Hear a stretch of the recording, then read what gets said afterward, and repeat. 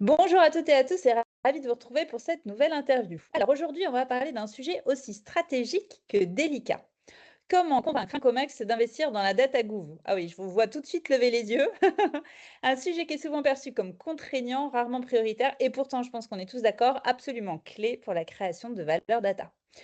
Pour en parler, j'ai le plaisir d'accueillir Nicolas Bourliot. Alors, attention, je vais essayer de le dire en un bloc parce que c'est long, hein. Lead Data Strategy and Data AI Governance Senior Manager chez Octo Technologies, qui a plus de 25 ans d'expérience terrain et une vision très pragmatique, vous allez voir, de ce qui marche et aussi de ce qui marche pas face aux décideurs. Salut Nicolas, Salut Florence.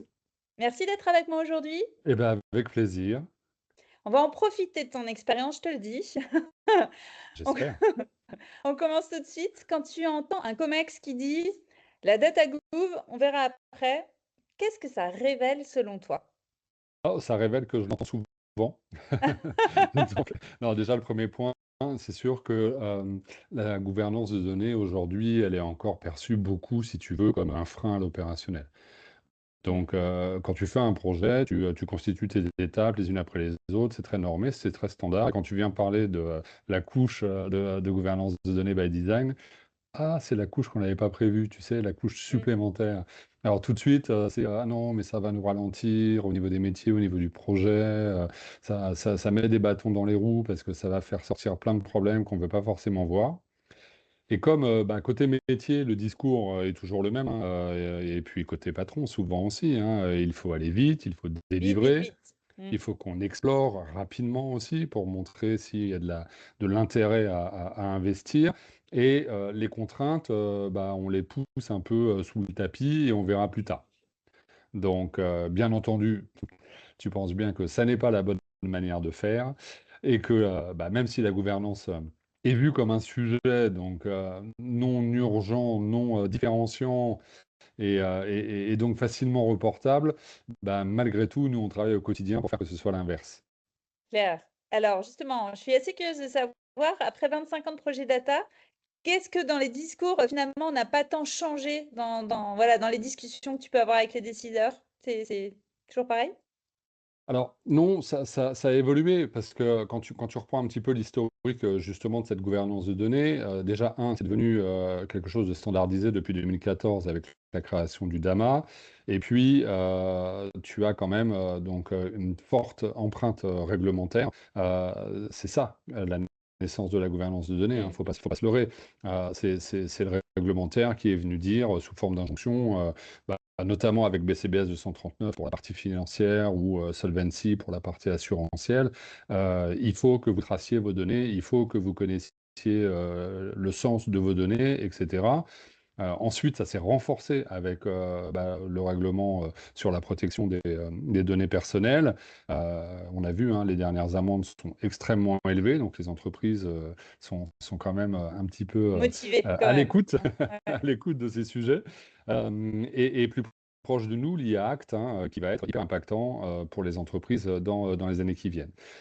Malgré tout, ça a été un mal pour un bien parce que les entreprises, si tu veux, ont vu que, ça permettait de mieux connaître ses données, de mieux connaître son patrimoine, de mieux savoir, où étaient les données, comment elles circulaient dans l'entreprise et donc il y a eu une extension qui était assez logique, hein, au périmètre, opérationnel pour pouvoir commencer à nourrir en fait, les projets, pour répondre aux objectifs métiers.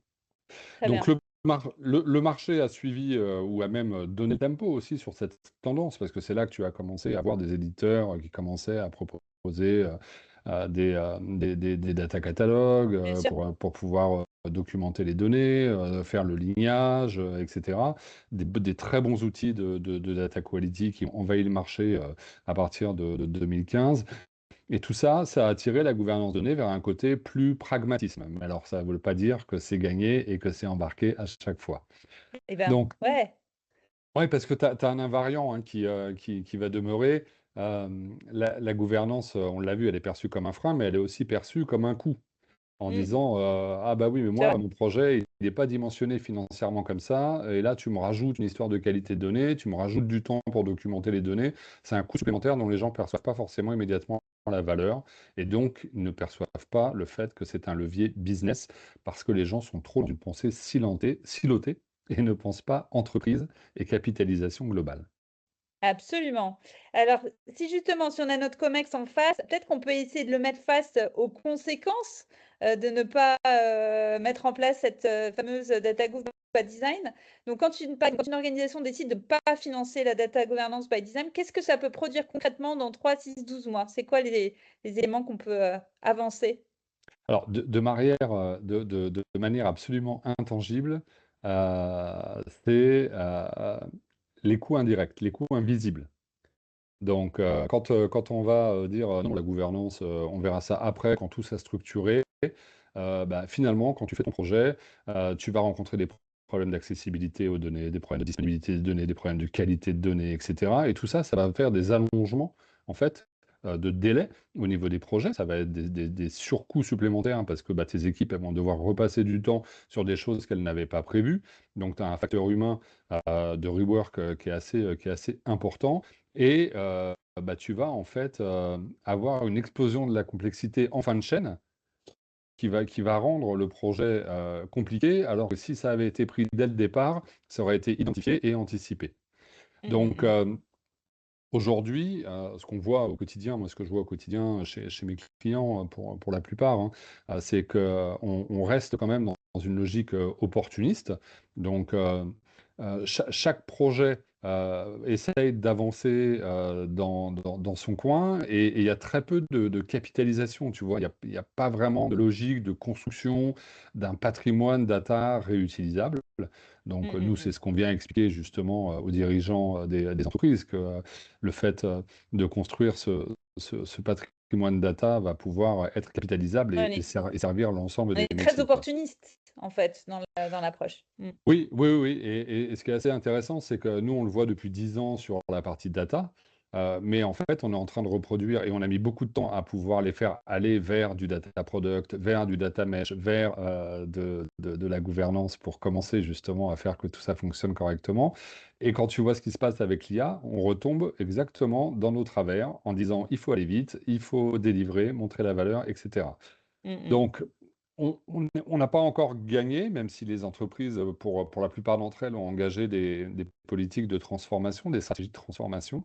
Et quand tu lis à ça le fait que le risque réglementaire est encore plus, on va dire, important, qu'avant, avec encore une fois, comme je disais, des montants d'amende Oui, assez l'épée de incroyables. Damoclès est là, Bah, quoi. c'est ça, c'est Mmh. ça, c'est ça. Donc là, la pression croissante, qui est émise par les réglementations, font que, bah, on essaye de susurrer à l'oreille des dirigeants que c'est pas tout à fait inutile. Ouais, tout à fait. Dis-moi, est-ce que tu as un exemple de projet data, déceptif? C'est-à-dire où la techno, elle était top, hein, mais le résultat très, très en dessous des attentes, sûrement à cause de la data gouv? Oh, certainement. Alors c'est une excellente question parce que, tu vois, il y a pas encore si longtemps que ça, il y a quelques jours, je discutais avec un client et je lui disais: «Mais, est-ce que vous avez une stratégie data?» et il me disait: «Oui, j'ai acheté tel outil». Ah ouais, ah Donc là-dessus, cette réponse. voilà. Donc ça, c'est une réponse qui tue et des projets déceptifs, donc on en a quand on a cette approche-là, avec, bah, voilà, moi j'ai un projet de self-BI en tête, où, tu avais un investissement massif justement dans des briques technologiques, tu vois? Modern data stack, performante, robuste, scalable, mais avec, une approche, bah, justement uniquement techno. Mmh Donc, mh. je veux monter une data factory, donc je mets en place les meilleurs outils et puis, bah, derrière, on ne s'inquiète pas trop de savoir si, les données sont bien qualifiées, si le bon niveau de classification est appliqué, si les définitions sont claires, et partagées, à tous pour que la donnée soit, utilisée, utilisable, pour chacun et des règles de gestion et d'interaction entre les différents persona data, qui sont pas forcément définies et ça met le chaos. Donc du Mmh coup, mh. à la fin, tu te retrouves avec une logique, bah, de livrables qui sont, peu fiables. S'ils sont peu fiables, ils sont peu exploitables. S'ils sont peu exploitables, bah, tu as des utilisateurs qui sont déçus. Donc et Ouais. ils vont perdre la confiance, alors non pas dans la chaîne, technologiques, c'est ça qui est assez hallucinant, mais ils perdent la confiance dans la chaîne de valeur de la data, en disant: «Bah oui, mais de toute façon, nos data, elles sont pas fiables, c'est n'importe quoi, on Mmh sait mh. jamais laquelle prendre» et du coup, ça se retrouve dans nos Oui, c'est reporting. pas l'outil qui est challengé à ce moment-là. Voilà. Heu, ouais, dis-moi, j'ai une question. Souvent on dit, ou en tout cas on a l'impression ou on peut avoir l'impression qu'on fait des économies en ne finançant pas la data gouvernance au départ. Tu as une chouette analogie que j'aime beaucoup, tu nous racontes avec l'histoire du tunnel? Ouais, absolument. Alors bon, les plus jeunes vont peut-être pas, s'en rappeler, mais en tout cas, quand on a Entre creusé vieux, le on s'en souvient. exactement. Donc, quand la France et l'Angleterre ont décidé de creuser le tunnel, sous la Manche, donc il y a eu vraiment 2 approches. Donc il y a eu l'approche, britannique, qui a été, de dire: «Bah, nous, on creuse et puis on avisera au fur et à mesure». Et puis il y a eu l'approche française qui a été de dire: «Bah, nous, on va prendre le temps, on va appeler des géologues, ils vont faire des études de sol et puis on va regarder les problématiques qu'on peut rencontrer, les anticiper et cetera». Donc chacun sa méthode. Au final, il faut quand même, dire, que, les Britanniques, ont dérapé financièrement de manière beaucoup plus importante que la France. Par contre, au quotidien, aux infos, ils donnaient l'impression d'aller plus vite, que c'était plus Ouais. efficace, et cetera. Donc c'est ça qui est assez, extraordinaire. J'adore cette analogie. Je pense qu'elle peut vraiment résonner de manière très, parlante pour un comex. Je trouve que c'est déjà en tant que tel, c'est un bon argument pour expliquer. Ne soyez pas comme les comme les Anglais Comme et le les tunnel sous Anglais, la non. Manche. Ouais. Ah non, parce que c'est vrai que quand tu prends le temps, de penser les choses au départ, bah, le but, c'est de minimiser le risque, hein, et c'est d'anticiper les coûts, pour pouvoir justement, les piloter et prévoir. Et la gouvernance de données, d'une certaine manière, hein, son essence, c'est la gestion du risque, Mmh. et en France, on a une vision, probabiliste du risque, en disant: «Bah, oui, bah, de toute façon, tant que c'est pas arrivé, Mmh mh. c'est je suis pas concerné». Donc, quand on dit aux entreprises, voilà: «Il faut que vos données soient clean, qu'elles soient classifiées, que, vous connaissiez d'où elles viennent, comment elles circulent et cetera». Oui, oui, oui, oui, oui, puis un jour, il y a une amende qui tombe quelque part et là, hop, bizarrement, ça accélère un Ouais, petit peu ouais. le Et il faut phénomène. tomber sur l'amende, quoi. Il faut se faire rattraper par le Un policier petit peu, un petit pour peu. commencer à mettre la ceinture. Allez, on passe vraiment dans le concret. Quand tu dois convaincre un comex aujourd'hui, c'est quoi tes arguments que tu conseillerais qui fonctionnent le mieux? Eh ben, écoute, contre toute attente, il s'agit absolument pas d'un argument, financier ou d'un argument, spécifique à la valeur, tu vois? Moi, quand je vais voir un comex aujourd'hui, je lui parle d'un truc, un petit peu bizarre qui s'appelle la survie. Et là, en général, on te regarde avec des grands yeux et en disant, «Bah oui, mais, est-ce que comment vous assurez, la pérennité de votre entreprise dans l'avenir?» Et en fait, le COMEX, tout à coup, a les oreilles qui s'ouvrent et il comprend en effet que, la data, son actif stratégique, heu, elle n'est pas exploitable si elle n'est pas contextualisée, si elle n'est pas définie, si elle n'est pas exposée, transmissible, à l'ensemble. Et du coup, comme on est dans une logique aujourd'hui où les boomers, j'allais dire, ou les post, pré-boomers, je ne sais pas comment on dit, vont bientôt partir à la retraite, ils se disent: «Ah mais oui, mais, en effet, je vais avoir une déperdition incroyable du savoir dans l'entreprise». Donc, en fait, il y a une perte de connaissances implicite qui va se faire avec l'ensemble de ces départs. On a tous utilisé le super fichier Excel construit par Gérard, et puis une fois qu'il Mmh. est parti, on ne sait plus le maintenir, on ne sait plus comment le faire évoluer, et cetera. Donc, on leur dit: «Il faut que vous anticipiez, en fait, cette transmission de savoir» et cela, ça se fait avant tout par la maîtrise de votre patrimoine de données qui vous sert à fonctionner au quotidien. Et donc la gouvernance, c'est ce qui va vous permettre de construire ce patrimoine, de le rendre exploitable dans le temps, parce qu'on n'est pas dans une logique, d'immédiateté, on est vraiment dans une logique, d'anticipation, comme les COMEX, en leur Oui, disant: c'est «Oui, mais ça. dans Ouais. 5 ans, quand vos seniors, ils seront partis à la retraite, qui restera pour expliquer, ce qui s'est passé et C'est comment on se intéressant sert comme des argument. choses?» Ouais. On n'y pense Donc, pas forcément et je trouve que c'est un argument, qui me semble au bon niveau par rapport à un comex, enfin qui peut résonner de manière, différente aussi de ce qui peut être poussé par d'autres personnes de l'organisation qui viennent demander des budgets. ah non, Je mais trouve que c'est exactement. ouais, c'est un argument qui, enfin que je trouve particulièrement pertinent. Alors c'est vrai que c'est pas le seul, hein, bien entendu, Oui, on aborde les autres critères, mais moi je trouve que celui-là, en tant que patron, il on résonne veut très, très l'entendre, fort. on peut Ouais, l'entendre. ouais, Mmh. tout à Donc fait. si tu devais résumer en une phrase, ce qui fait vraiment la différence pour débloquer un budget Datagouv, vis-à-vis d'un comex, ce serait quoi? Bah, je résumerai ça en disant, déployer la gouvernance de données, by design en fait, ça permet de maximiser la valeur délivrée par ces données, tout en minimisant, les risques, qui vont être liés à ces données.